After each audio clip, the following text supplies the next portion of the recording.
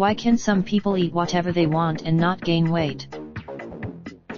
You know people like this, or at least you think you do. They gorge on burgers, but according to such a person hasn't discovered some magic spell to avoid weight gain and management. You win. This phenomenon is very common in young children, Cheskin says. For example, someone who seems to not have to watch what they're eating as an adult is achieving such a balance. Some people say. Reeves also says these people are probably active in some way, even if it's just walking 3 or 4 times a week, an hour at a time, or avoiding a sedentary life by being busy or active during the day.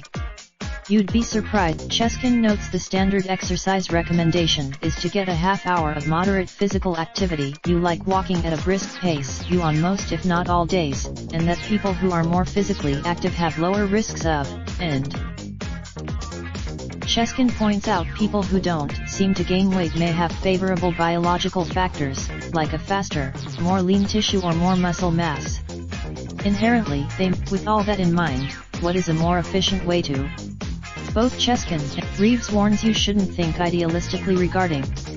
The goal is that if you're struggling beyond that, Cheskin says you should remember you're not alone.